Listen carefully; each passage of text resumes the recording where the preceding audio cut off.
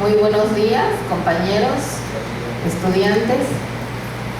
Me da mucho gusto ver que están aquí acompañándonos en este programa, en la serie de actividades de la Semana Cultural, Académica y Deportiva. Y como bien se decía, el día de la inauguración, pues estas actividades están encaminadas, por un lado, a complementar la formación de los futuros docentes, tanto en el aspecto de las actividades artísticas como actividades académicas que tenemos el día de hoy. Y además es una oportunidad para los que no tenemos acceso, ¿verdad? Que no tenemos acceso y oportunidad a eventos de esta naturaleza. Entonces, pues es halagador saber que están aquí acompañándonos y bueno, lamentamos que no tengamos la sala llena, ¿verdad? Y que podamos aprovechar como se debieran estas oportunidades. En fin, el día de hoy tenemos la conferencia magistral titulada Educación e Investigación Social, una experiencia metodológica, por la doctora Juquila Araceli González Nolasco, a quien tengo el gusto de presentarles y darle la bienvenida a la doctora. Bienvenida, doctora.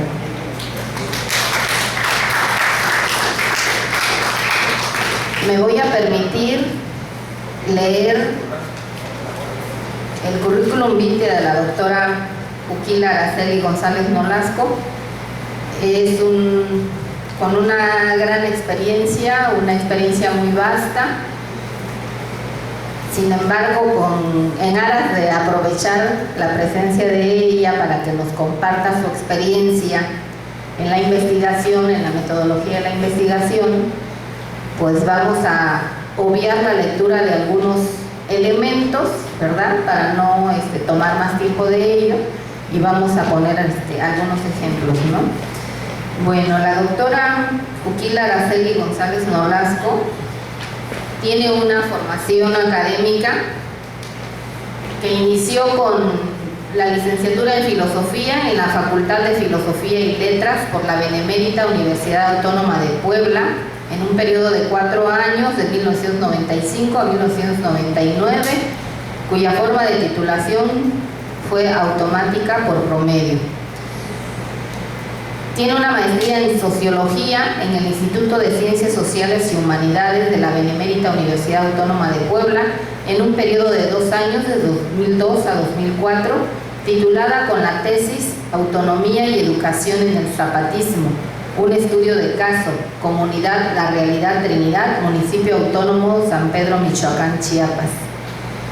Asimismo, cuenta con un doctorado en Sociología en el Instituto de Ciencias Sociales y Humanidades de la Benemérita Universidad Autónoma de Puebla, en un periodo de 4 años, de 2005 a 2009, con la tesis Vida Cotidiana, Escuelas Autónomas en la Lucha Zapatista, Radicalidad, Encrucijadas y Sueños de Esperanza en la órbita de la insubordinación, Caracol 1, La Realidad, y Caracol 5, Roberto Barrios. Su posición actual: ella es profesora investigadora de tiempo completo, adscrita a la licenciatura en Administración Pública de la Universidad del Istmo, Campus Ixtepec. Entre sus materias impartidas tenemos Filosofía y Teoría Política 1 y 2, Historia Mundial 1 y 2, Metodología aplicada a las ciencias sociales, Gestión de organización pública no gubernamental, Ciencia política, Gobierno y derechos humanos, Gerencia pública, Gerencia social, Teoría del conocimiento, Sociología, en fin, diversas asignaturas, cursos que ha impartido la doctora. En su experiencia laboral, maestra de asignatura en el programa académico de Maestría en Ciencias de la Educación, impartiendo los módulos Perspectivas de la Educación, el desarrollo de la conciencia, Ideología y Educación, Poder y Educación, en el Instituto de Enseñanza Superior Alfonso Cravioto, en la ciudad de Tulancingo, Hidalgo, del 2004 al 2006. Docente en el nivel superior en el año 2001-2006 en la Escuela de Comunicación y Ciencias Humanas, ubicada en la 7 Sur 1108 en la ciudad de Puebla, impartiendo las materias de Filosofía 1 y 2, Filosofía del Hombre, Filosofía del Conocimiento, Psicología Social, Introducción a la Sociología, en la Licenciatura en Comunicación y Ciencias Humanas en el sistema escolarizado. También ha trabajado en el Colegio Cultural Asociación Civil, ubicada en la Tercera Poniente 1305, en la ciudad de Puebla. Ocupó el puesto de docente en el nivel medio superior, bachillerato, durante 4 ciclos escolares, de 1998 al 2002, impartiendo las materias de Filosofía 1 y 2, tanto en el turno matutino como vespertino. En el ciclo escolar 2000-2001, fue docente a nivel medio básico, secundaria, impartiendo la materia de formación cívica y ética en el turno matutino en el mismo colegio. Sus líneas de investigación se refieren a la movilidad social y derechos humanos. Ha participado en distintos simposios, congresos, foros y conferencias, más o menos entre el 2007 hasta en la actualidad. Voy a leer pues de una relación como de 20 participaciones, algunas de sus conferencias y ponencias. Por ejemplo, en el 2013 fue conferencista con el tema Aparatos tecnológicos en el hogar, marginación y movilidad social, presentada en las actividades de la 20ª Semana de la Ciencia y Tecnología, Uniismo, Campus Ixtepec, el 23 de octubre del 2013. Asimismo, fue ponente en el tema Participación Política de las Mujeres Indígenas en México en el Foro Juvenil Jóvenes, Género y Participación Ciudadana, organizada por el Instituto Federal Electoral a través de la 5ª Junta Distrital de Tehuantepec, el 22 de octubre del 2013. Ha participado también como ponente en la construcción de la Agenda de Políticas Públicas con enfoque de Derechos Humanos en el 6º Seminario de Derechos Humanos, Derechos Humanos y Políticas Públicas, Uniismo, Campus Ixtepec, 4 y 5 de septiembre del 2013. Y bueno, también ha sido ponente Las Mujeres y Perspectivas de Género, una lectura crítica en el Seminario Permanente de Investigación y Divulgación Científica, Ixtepec, Oaxaca, Uniismo, Campus Ixtepec, marzo del 2012. Y así pudiéramos seguir leyendo pues mucho de su vasta participación en conferencias y ponencias, por lo que me voy a dedicar a leer ahora las distinciones académicas de la doctora Juquila. Candidata al Sistema Nacional de Investigadores para el periodo 2013-2015. Reconocimiento con apoyo de perfil deseable a partir del 30 de julio del 2010. Esta es una situación vigente. Reconocimiento otorgado por el Colegio Cultural Asociación Civil con la leyenda La excelencia a la mejora continua académica, entregada en febrero del 2000. Reconocimiento que otorgó la Escuela de Comunicación y Ciencias Humanas con la leyenda Destacada labor docente en el periodo de agosto de diciembre de 2001, entregada el 21 de febrero del 2002. Reconocimiento que otorgó la Escuela de Comunicación y Ciencias Humanas, destacada labor docente en el periodo febrero-junio 2002, entregada el 5 de septiembre del 2002. Reconocimiento que otorgó la Escuela de Ciencias Humanas con la leyenda, destacada labor docente en el periodo febrero-junio 2004. Y bueno, hay una serie de distinciones en ese sentido, y actualmente ha participado en diversos proyectos de investigación. Es responsable del proyecto Estudio Socioeconómico y Jurídico Institucional en perspectiva comparada sobre el desarrollo de energía eólica en la región Istmo-Costa, los casos Ixtaltepec, Oaxaca y Arriaga, Chiapas, proyecto financiado por el Programa de Mejoramiento Profesorado PROMEP para el fortalecimiento de cuerpos académicos. Este es un proyecto en curso. Es responsable técnico del proyecto Propuesta Metodológica para el Estudio de la Movilidad y la Estratificación Social en Zonas Rurales y Escasamente Urbanizados, del Fondo Sectorial CONACYT Cedesol, también es un proyecto en curso. Es colaboradora del equipo de trabajo del proyecto Sistema de Software para reforzar el proceso de enseñanza-aprendizaje en el área de geometría para el nivel medio básico en el estado de Veracruz. Es del Fondo Mixto Veracruz, es un proyecto concluido. Asimismo, tiene un proyecto del curso de inducción al Istmo Oaxaqueño con la empresa Acciona. Es colaboradora del equipo de trabajo del proyecto interno Uniismo, encuesta municipal de enfermedades y servicios de salud para adultos maduros y mayores, que inició el 26 de agosto del 2008 y terminó el 29 de octubre del 2009. Tiene también una serie de publicaciones, que bueno, voy a leer algunas de las publicaciones, que oscilan más o menos entre el 2009 y 2013. Una del 2013, junto con Cordero, Juquila González, ampliación del periodo constitucional y reelección inmediata de los ayuntamientos, alcances y limitaciones jurídico-administrativas y su impacto en la planeación de políticas de desarrollo municipal en México. Revista Delos, España, Universidad de Málaga, dictaminación 2013. En el 2011, Instrumentos de Derechos Humanos para los Pueblos Indígenas en Villeda, Mujeres del Sur de México, Derechos Humanos y Usos y Costumbres, Uniismo, capítulo del libro aceptado por la editorial Plaza y Valdés.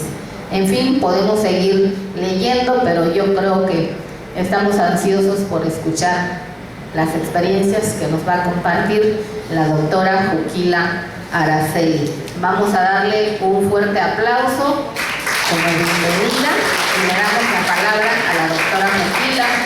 En cuanto la doctora termine su charla, conferencia, pues vamos a dar un espacio para dialogar, para algunas preguntas. Bienvenida, doctora.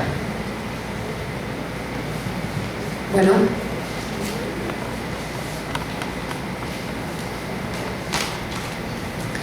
muy buenos días. Primero que nada, muchísimas gracias a la Escuela Normal Urbana Federal del Istmo por esta invitación. En verdad que es un verdadero gusto y un verdadero placer estar aquí, porque nos permite en primer lugar compartir. También agradezco a la maestra Lucero Viveros el hecho de que hayamos establecido esta comunicación para poder hoy en día estar acá. Es una actividad que ya fue planeada en su debido tiempo y celebro mucho que se haya podido dar pese a la nueva enfermedad del tiempo. Vamos a empezar. Ahorita que la maestra leía el currículum, me preguntaba si realmente eso refería a mi educación y hacia la investigación, y hay cosas que son mentira. Y voy a decir en qué sentido son mentira. No porque la información sea falsa, sino porque me permitía reflexionar al mismo tiempo si todo eso que se decía en realidad nos permite pensar en educación. Y a título personal, pues podríamos decir que sí, pero me parece que la educación no es un proyecto individual, es primero y antes que nada un proyecto de carácter social. Es por eso que esta charla, como de 80 diapositivas, yo espero irlo lo más rápido posible sin perder la calidad, le hemos titulado Educación e Investigación. Pero no cualquier tipo de investigación, sino específicamente la investigación de carácter social que requiere tanto México. Y nos vamos a aproximar a la investigación a través de la metodología necesaria para poder hacer justamente investigación, y que cuando ustedes ya se están educando, pues están poniendo en marcha la investigación propiamente dicha. Entonces, nadie se educa solo, pero tampoco nadie educa a nadie. Paulo Freire, además de ser uno de los pedagogos más importantes en América Latina, una gran contribución en su pensamiento, nos está diciendo que hay que pensar la educación desde una manera mucho más amplia. No es un logro individual. Felicidades por aquellos que se gradúan en próximas fechas. Sin embargo, hay que entender que educar, el proceso de educación implica un nosotros y no solamente un yo. Es decir, no se puede reducir a la primera persona del singular. ¿Cuál es el objetivo de esta charla? En primer lugar, tiene que ver con motivar, incentivar la investigación científico-social, pero como un proyecto de educación necesario en el nivel superior. Es decir, estar en el nivel superior y no hacer investigación significa que no estamos generando conocimiento, sino que solamente estamos imitando, reproduciendo. Sin embargo, no estamos generando en realidad nuevas formas de entender y de interpretar el mundo. Para eso tenemos dos objetivos específicos muy puntuales. El primero tiene que ver con, vamos a reflexionar rápidamente cómo son las políticas públicas en educación, pero las políticas públicas vigentes. No vamos a hacer una historia de las políticas públicas, sino que básicamente cómo se está pensando la educación. Y a partir de eso, tratar de exponer cómo se pueden crear proyectos de investigación de carácter social, pensándolo, un poco utilizando el lenguaje actual dentro de la educación como una competencia docente. También la investigación es una competencia docente que se olvida muchas de las veces y es la más importante. Para eso el trabajo está dividido en tres secciones. El primero tiene que ver con las políticas públicas de educación en México. La segunda parte tiene que ver con lo que es la investigación social como un proyecto emancipador en primer lugar, es decir, no solamente nos educamos para trabajar, para tener empleo, para tener un salario, sino que también nos educamos para ser libres. Y en tercer lugar, las formas en las cuales nos podemos aproximar a la investigación y que yo estoy segura que la hacen, pero de repente no sabemos metodológicamente qué es lo que estamos haciendo y cómo lo estamos haciendo. Es decir, necesitamos hablar de un grado de conciencia de lo que es la investigación, y para eso está la parte número 3. En primer lugar, ¿cuáles son los horizontes para estudiar la educación en México? Actualmente la educación en México se ve desde una lógica de mercado, lo cual significa que el modelo neoliberal mexicano nos permite pensar la educación bajo dos modelos gerenciales. Uno, que tiene que ver con la lógica del costo-beneficio. ¿Qué significa eso? ¿Cuánto invertimos en educación y cuánto nos va a generar en ganancia?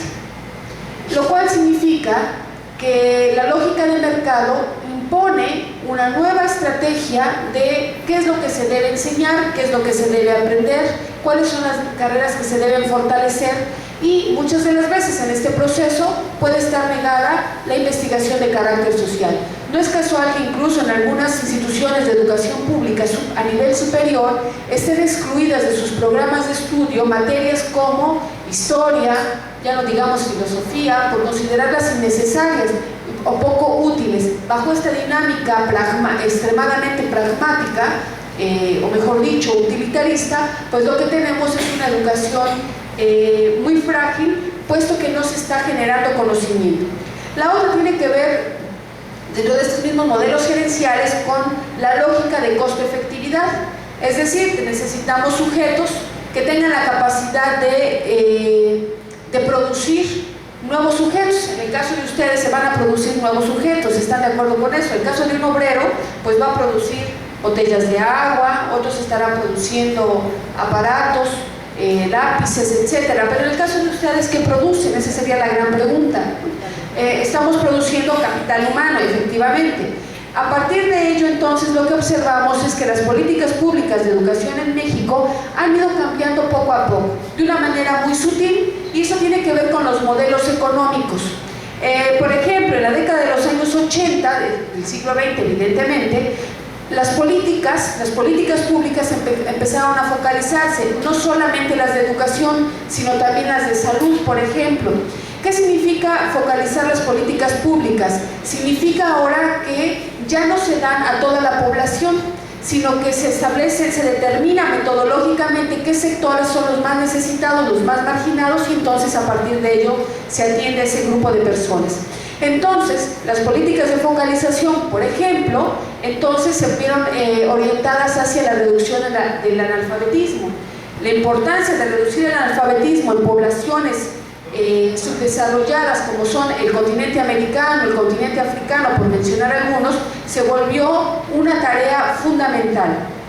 ¿Cuál era el otro interés en las políticas focalizadas? La otra tenía que ver con la reducción de la pobreza. La manera en la cual reducimos la pobreza es incrementando los niveles de educación. Y la siguiente era que las políticas focalizadas solamente se realizaban en función de las demandas sociales. Si no había demanda social, luego entonces no se creaban políticas públicas. ¿Qué significa eso? Que hay un cambio entre los años 80 y los años 90. Quizás ustedes a lo mejor todavía no habían nacido o estaban próximos a nacer, digamos que ya estaban ahí embrionariamente estaban ya ahí prefabricados. En los años 90, ¿qué pasa en los años 90? Empieza un nuevo proceso de institucionalización de la educación. Entre ellos empiezan a crear nuevos proyectos, nuevos programas, pero de carácter sectorial. ¿Cuál era el objetivo? Estamos hablando de que en la década de los 80 se le conoce como la década perdida. Se le llama la década perdida porque es el cambio del modelo económico. Tenemos un modelo de sustitución de importaciones, es un modelo en el cual nos va a determinar cómo va a ser la economía en un país. Ustedes están aquí porque también el modelo económico lo permite. A lo mejor les voy a desilusionar, no es mi intención es hacerlos reflexionar, ¿ok? Bien, ¿por qué explico esto?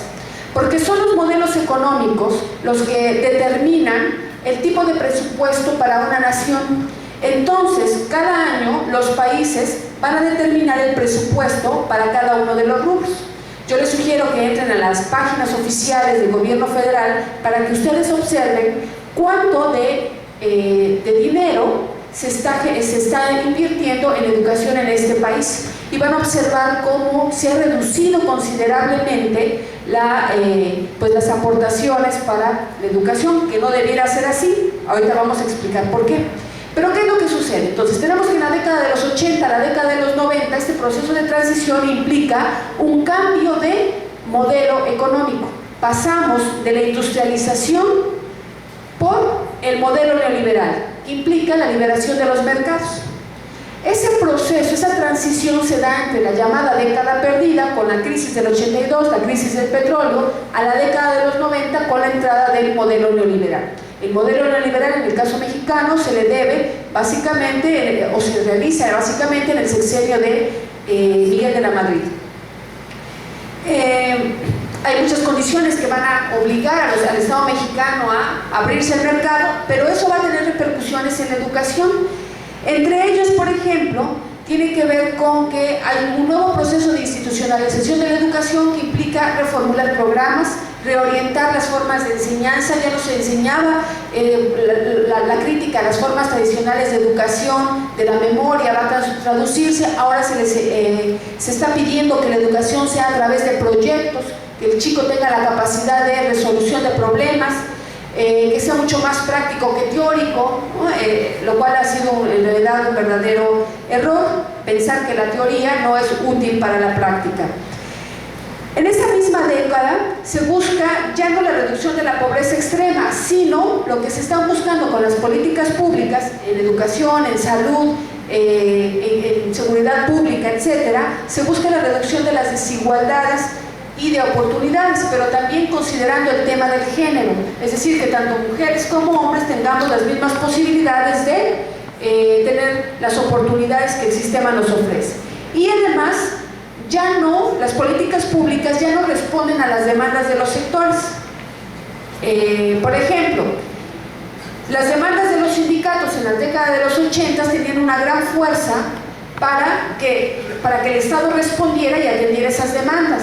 el discurso cambia dentro de las políticas en México y ahora entonces las políticas públicas responden no en cuanto a que sea una demanda, sino porque es un derecho. Es decir, a la gente se le atiende en nutrición, en educación y en salud porque es su derecho. Lo demande o no lo demande, se le tiene que atender. Es un nuevo discurso venido, por supuesto, de los organismos internacionales. ¿Qué pasa con esta nueva arquitectura, que es la que está vigente? Hay un enfoque de mercado, evidentemente. El segundo es que hay un Estado que es regulador, ya no es el que controla. Es decir, la educación estaba en manos del Estado, ahora la educación también va a pasar a ser un producto y por lo tanto estará en manos del mercado. No es casual que a través de, en la medida en que aparece el modelo neoliberal, pues el número de instituciones privadas en nuestro país aumenta considerablemente, ¿verdad? Tan solo en Ixtepec, observen el periodo de tiempo que tenemos y ya tenemos otra pequeña universidad que está por el centro, etcétera, ¿no? Sin hacer propaganda, por supuesto. Hago mis votos por la educación pública. ¿Qué implica también la nueva arquitectura? El uso de las tecnologías de la información y de la comunicación se volvió necesario e indispensable. La otra cuestión es que hay una participación de los diferentes actores en las políticas públicas, pero eso implica un proceso de flexibilización. ¿Qué implica el proceso de flexibilización? Que las nuevas formas de contratación ya no serán de larga duración, sino serán a corto plazo, que forman parte de las críticas que actualmente se hacen. Sin embargo, ¿por qué educarse? La gran pregunta es ¿por qué venir a la escuela? ¿Por qué educarse? ¿Por qué estar aquí? En primer lugar, si lo vemos en términos económicos, tiene que ver con la formación de capital humano. ¿Y qué es esto del capital humano? Sin ánimo de introducirme en un debate sobre lo que es el capital de manera extensa, la educación es una inversión, no es un gasto corriente. Comprar ropa, por ejemplo, es gasto corriente. ¿Qué significa eso? Que no nos genera ninguna ganancia, es decir, no hay un excedente y por lo tanto no hay plusvalía. Moraleja, no compre tanta ropa. Inviertan más en comprar un libro. ¿Por qué? Porque en cambio un libro, leer, tener un bagaje cultural mucho más amplio, estamos hablando en términos económicos, hoy vamos a ir a los términos sociales, culturales, etc. Pero en términos económicos implica que ustedes son como herreros. ¿Qué significa esto?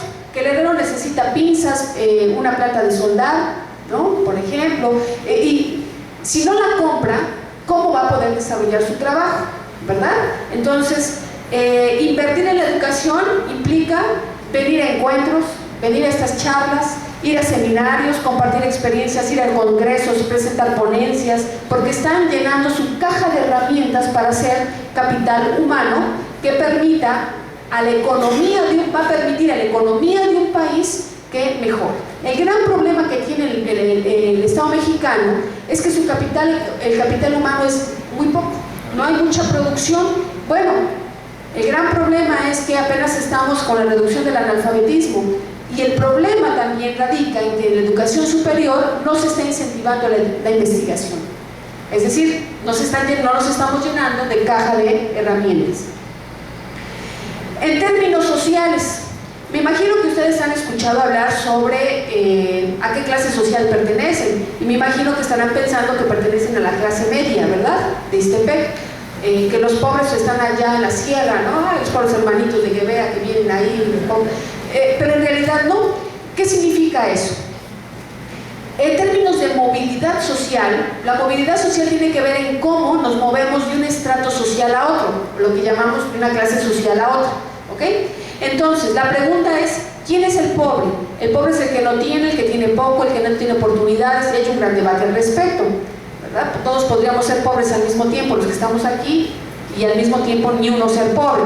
Bien, pues la movilidad social nos va a permitir observar si la gente se mueve en la escala societal.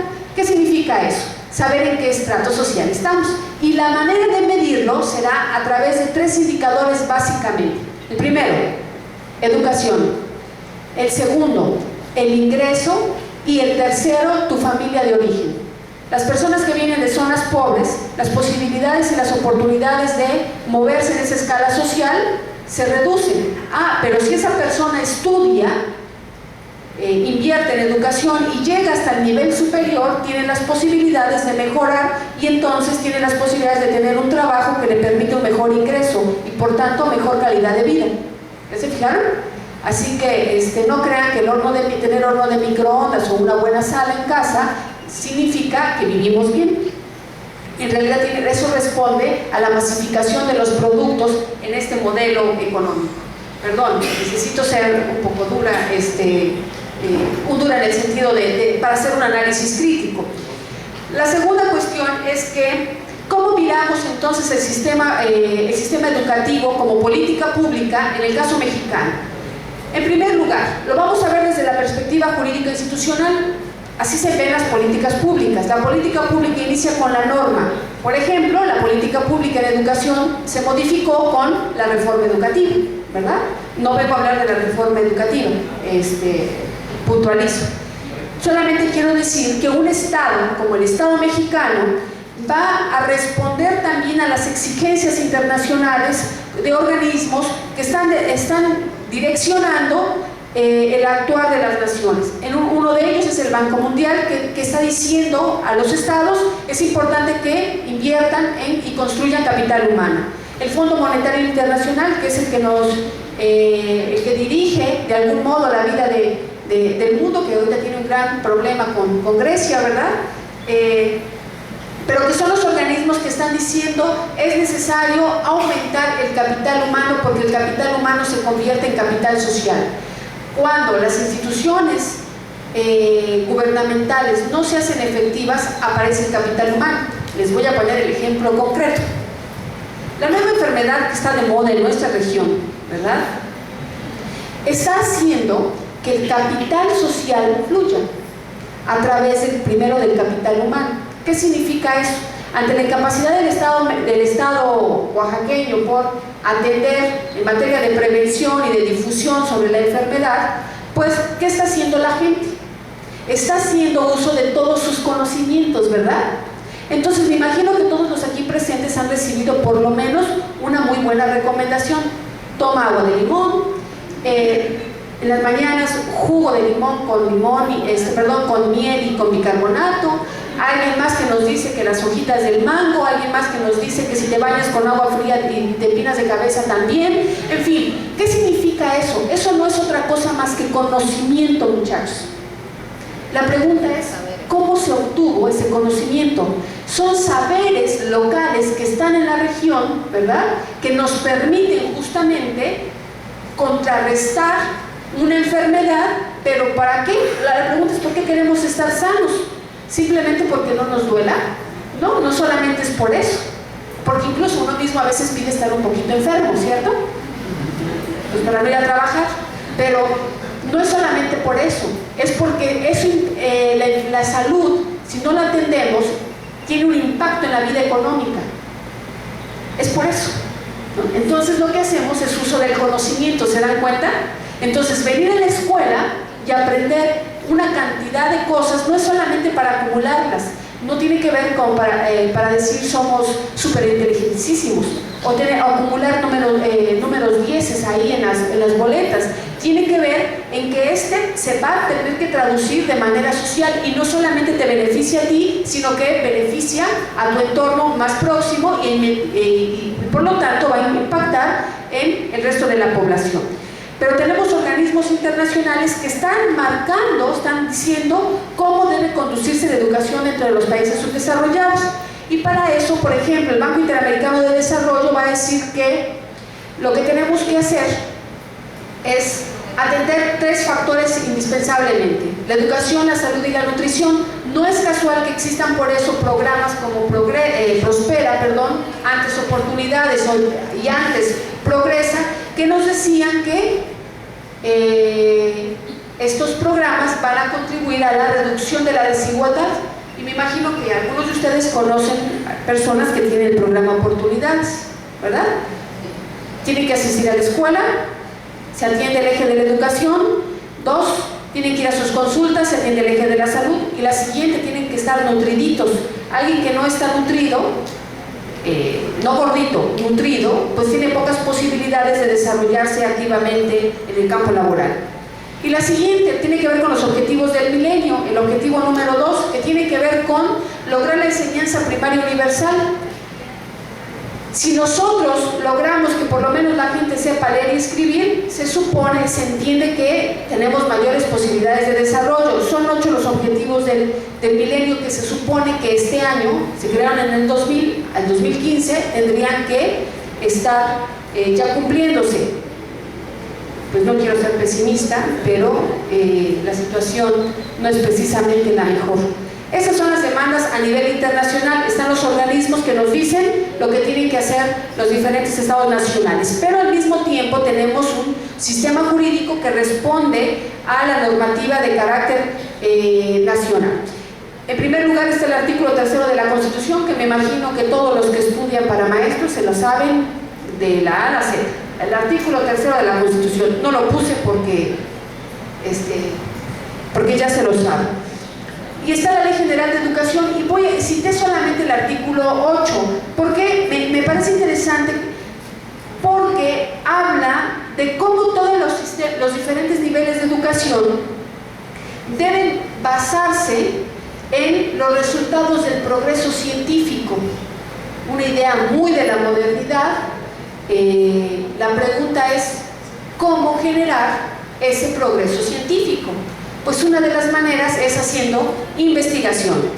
Segundo, que además, de acuerdo a esta ley, se tiene que luchar contra la ignorancia y sus causas y efectos.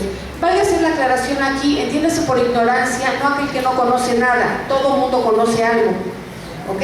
Tiene que ver con tener otro tipo de conocimientos que le permitan a la persona tener mejor calidad de vida, ¿ok? Entonces, ¿por qué menciono esto? Porque de repente se cree que las poblaciones, especialmente las poblaciones indígenas, al no saber hablar español, entonces son un conjunto o una bola de ignorantes. No, tienen otros conocimientos tan respetables y tan válidos y legítimos como el español. Entonces tiene que ver en realidad con aumentar ese nivel de conocimiento y la generación de conocimiento. No solamente es que ustedes se llenen de información. Hay que entender que nosotros venimos a la escuela a producir conocimientos, a compartir saberes, pero no solamente a llenarse de información, así que no reduzcan su trabajo a la memorización. ¿Quiénes son los agentes evaluadores de la educación en México? Se crea en el 2002, eso no es una parte de la política pública de este país, y se crea el Instituto Nacional para la Evaluación de la Educación, que me imagino que aquí todos ustedes conocen. Ahí ustedes pueden conocer, por ejemplo, datos estadísticos de cómo salimos los mexicanos en la prueba PISA y en la prueba SCALE, por ejemplo, ¿no? Y al margen de estar a favor o en contra, lo que quiero decir es que hay una base de datos que nos puede orientar de cómo está la situación en educación en nuestro país. Es decir, que hay instituciones, hay páginas oficiales que nos pueden ofrecer datos para empezar un proyecto de investigación. Esta es, digamos, que parte de esa página para que la ubiquen, y a mí me interesa en especial que ustedes le den en la de publicaciones y en la de base de datos. Por una cuestión de internet y demás, pues no podemos hacer el ejercicio porque necesito llegar a las siguientes partes del trabajo. Pero en las bases de datos en verdad esta página es muy interesante y muy útil, porque nos ofrece datos muy concretos de cómo están los índices de aprobación y de reprobación en materias básicas como español, matemáticas, entre otras, y los proyectos de investigación que se van realizando. ¿Cómo está el escenario mexicano en educación? Observen el mapa. Siempre me gusta mucho este mapa, tristemente me gusta mucho el mapa, pero es un mapa de marginación del país. Este mapa es por municipio, es tomado del CONAPO, que es el Consejo Nacional de Población. Este es del 2010, y así está esta es la radiografía de nuestro país. Observen el estado de Oaxaca. El estado de Oaxaca está más pintadito de rojo, ¿verdad? Más oscurito. A diferencia, por ejemplo, del estado de Nuevo León, que está mucho más clarito. ¿Sí lo logran identificar? Ahora sí, como dicen los chicos, compren su mapa y ubíquense. Ya lo compramos, ya está aquí, ahora ubiquémonos, ¿sale? Vean la zona del norte. La zona norte es mucho más clara, en la zona sur es mucho más oscura. Tiene que ver con que los tres estados con muy alto grado de marginación son Guerrero, Oaxaca y Chiapas. Observen el estado de me interesa en especial el estado de Oaxaca porque está pintado de más rojito. La parte que estoy marcando es la zona del Istmo, que está entre media amarillita, media anaranjadita y un poquito roja, porque saben que la región del Istmo es la menos marginada dentro del estado de Oaxaca.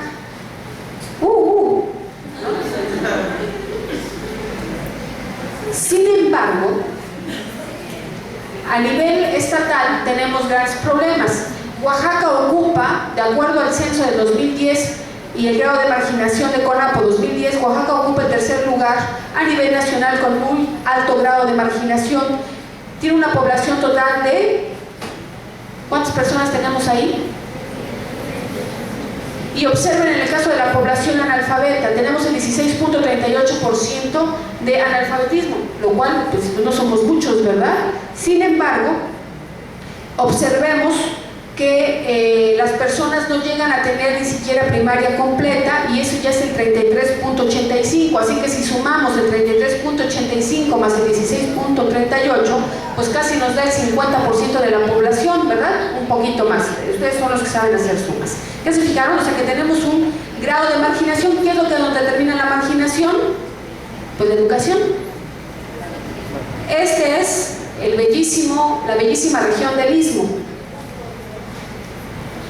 Observen que solamente hay dos municipios que están blanquitos. Son los municipios que tienen menos marginación. ¿Quiénes son? Uno es Salina Cruz y el otro es El Espinal. De ahí en fuera, observen cómo todos los municipios de la región del Istmo se encuentran entre media marginación, alta y muy alta marginación. Los más grandotes es la zona de los Chimalapas, así que son los que están todavía mucho más marginados. ¿Por qué es importante que ustedes sepan esto? Porque no saben a dónde se van a ir a hacer las prácticas, ustedes no saben a dónde se van a ir a trabajar, ¿verdad? Y pues en el mejor de los casos ustedes piensan irse a una super ciudad cosmopolita, ¿no? Pero igual y se van al rancho donde chispas, no sabían que ni luz había. Bueno, para eso nos sirve investigar. El primer momento de investigación de un estudiante a nivel superior tiene que ver con conocer, identificar la zona en la cual se va a ir a estudiar. Y un maestro, sea del nivel que sea, lo primero que tiene que hacer es eso: conocer la población, qué prácticas se realizan en ese lugar, qué costumbres tienen, qué hábitos. No juzgar, ahorita vamos a hablar un poco sobre eso más adelante, pero tiene que ver con cómo llegar, qué rutas carreteras existen, cuáles son las condiciones de salud que existen, porque incluso hasta por tu cuidado, ¿verdad? No sabes si te enfermas y 3 horas tardas en llegar al siguiente pueblo que a su vez, ¿no?, te va a trasladar en caballo al siguiente pueblo para que llegues en la redila a la cabecera municipal. Entonces, ¿ya vieron por qué es importante saber esto? Entonces, ustedes no crean que lo investigan. Lo que pasa es que lo hacen de manera intuitiva y no tan metodológicamente. Sin embargo, es importante que ubiquemos este escenario. Yo solamente puse el escenario de la región del Istmo, perdón. Sin embargo, ustedes pueden encontrar todos estos mapas en la página del CONAPO. Marqué el 014, que es Ciudad de Ixtepec, Oaxaca. Ciudad de Ixtepec, ubicada así desde 1927, tiene bajo grado de marginación. Tenemos una población de 26,000 y fracción habitantes, más o menos. Y de esa población que tenemos, pues, parece ser no estamos en una condición tan marginal. Sin embargo, habría que ver qué tipo de capital humano se está formando en el municipio. Y el único capital humano que se está formando que predomina es el de maestros. O sea, no hay una gran variedad, observen eso, salvo la misma. Pero porque eso tiene otras características. La institución está formando otro tipo de capital humano, ¿no?, orientado a otro tipo de conocimiento, pero el que está predominando es el de los maestros, ¿no? Entonces será su trabajo, su responsabilidad ética y social, ¿verdad?, llevar su conocimiento a los diferentes lugares.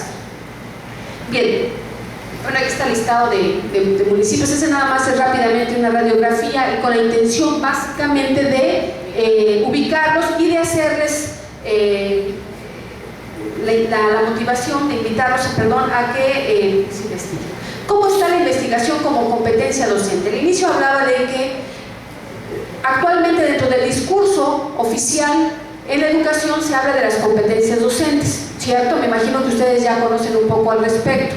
Yo no vengo a hablar sobre las competencias docentes, para eso me invito para otra ocasión, pero por ahora solamente tomo parte de ese discurso para decir que dentro de esas competencias viene el de diseñar proyectos de investigación, y aquí viene el gran problema: ¿cómo desarrollamos justamente esa competencia? Bien, se puede hacer a través de dos mecanismos: la investigación básica y la investigación aplicada. Actualmente el que nos están pidiendo a todas las universidades e instituciones de educación es la investigación aplicada. No significa que no se realice investigación básica, por supuesto que se realiza. Sin embargo, como estamos en zonas más marginadas, se nos pide que todo lo que investiguemos tenga un impacto social y que la gente se vea beneficiada socialmente hablando. No significa que va a mejorar su bolsillo en cuanto a dinero. Además, otra característica para poder desarrollar proyectos de investigación como competencia docente tiene que ver con el trabajo colegial, aprender a trabajar en equipo. No es casual que a ustedes se les pongan muchas actividades en equipo, y esto es porque después, cuando ustedes se desarrollen en su área profesional, pues tendrán que trabajar con otras personas, les guste o no les guste, sean gordos, flacos, chaparros, con chikungunya o sin chikungunya, tendrán que trabajar con ellos, ¿verdad? Entonces, ¿qué es lo que los hace trabajar con otras personas? Pues su caja de herramientas, ¿no? Ese conjunto de conocimientos que han venido a adquirir a lo largo de su trayectoria en esa institución. Para eso, entonces, es necesario crear academias por área de conocimientos. Por ejemplo, en algunas instituciones, si hay aquellos que se dedican básicamente a la parte didáctica, pues crear una academia de grupo de profesores que van a trabajar y van a investigar sobre las nuevas formas de la didáctica en materia en la educación media superior, en la educación básica, en preescolar. No es lo mismo la didáctica a nivel superior que la didáctica a nivel preescolar. ¿Por qué? Porque son niños y son adultos. No solamente es por eso, sino tiene que ver con los marcos de referencia epistemológicos, es decir, tiene que ver en cómo se construye el conocimiento. No construye el conocimiento de la misma manera un niño de 4 o 5 años que una persona que tenga 18 o 20 años, ¿ok? Entonces, por lo tanto, nuestros horizontes teóricos deben modificarse. Y eso hay que tener, digamos, la investigación, y nos lo permiten hacer estos grupos colegiados. La otra tiene que ver con la formación de cuerpos académicos, que es algo que nos están demandando a todas las instituciones de educación superior, que tiene que ver ya con especializarse en ciertas áreas de investigación. En el caso de la Universidad del Istmo, yo represento al Cuerpo Académico de Políticas Públicas y estamos trabajando justamente en la vinculación de políticas públicas con el área de ciencias sociales.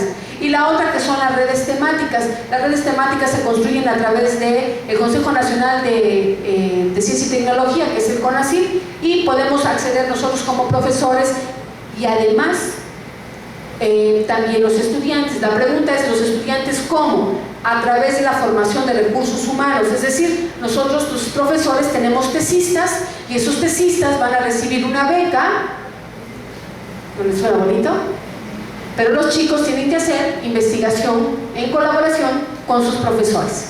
Tenemos actualmente, recientemente nosotros terminamos un proyecto de investigación, de los cuales 4 estudiantes de la licenciatura en Administración Pública, por ejemplo, recibieron una beca de 10,000 pesos para hacer una tesis de licenciatura. Reciben una remuneración económica, es un apoyo, no es un pago, es un apoyo, pero se hacen partícipes de la investigación. Entonces, significa que también son parte del proceso de investigación. Las dos instituciones más importantes, no las únicas, pero las más importantes a las cuales las instituciones de educación superior estamos más próximas son el CONACYT y hoy PRODEP, se llamaba PROMEP, con los cambios en materia de educación, pues hoy se le llama PRODEP, donde se crean los llamados cuerpos académicos.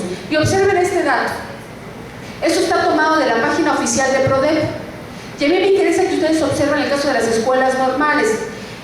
¿Por qué? Tiene que ver en qué instituciones, cuántas instituciones de los diferentes sistemas a nivel superior se han inscrito en el programa de desarrollo profesional docente. ¿Y ya vieron que son muy pocas? O sea, hay N cantidad de instituciones de educación superior. Vean el caso de las universidades públicas y estatales. Del 96 al 2015, esos son datos oficiales, se han mantenido 34. En el caso de las escuelas normales, que son las que nos competen por estar en este espacio, pues a partir del 2009 se han registrado 257, pero no se ha superado, solamente al 2015 ha llegado a 260. Significa ahí que se está dejando de bajar recursos económicos que pueden fortalecer la investigación. En el caso del proyecto de investigación que bajamos de PRODEP, pues nos aceptaron solamente, lo pedimos por 300,000 pesos, que era el tope, y nos dieron solamente 164,000 pesos. Pero es un buen recurso, ¿no? que dicho sea de paso, me están grabando, que no es dinero más que del pueblo, es dinero de los impuestos, es dinero de la nación. Entonces hay que hacer uso del dinero de la nación y promoviéndola, desarrollando la investigación. Entonces tengo solamente este escenario porque también tiene que ver con la antigüedad de las escuelas. Por ejemplo, las universidades interculturales, hay bien poquitas, sí, pero las universidades interculturales no existían, son de reciente creación. Entonces poco a poco se han ido incorporando las universidades interculturales a este programa, ¿no?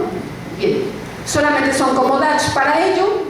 Entonces paso de hacer una revisión de cómo está la educación en nuestro país, insisto, es solamente un breve panorama de motivar a la investigación para decir entonces, si hemos hablado tanto de investigación, ¿cómo pensamos la ciencia? La ciencia, de acuerdo a la teoría crítica, especialmente a Horkheimer, entendemos la ciencia como un cultivo, ¿sí? Pero el cultivo justamente de conocimientos que entra en contradicción, por un lado, la generación de conocimientos que entra en contradicción con el sistema económico. ¿Por qué entra en contradicción con el sistema económico? Porque el sistema económico, pues, de acuerdo a Horkheimer, pues tiene tendencias monopolistas, ¿verdad? ¿Qué significa eso?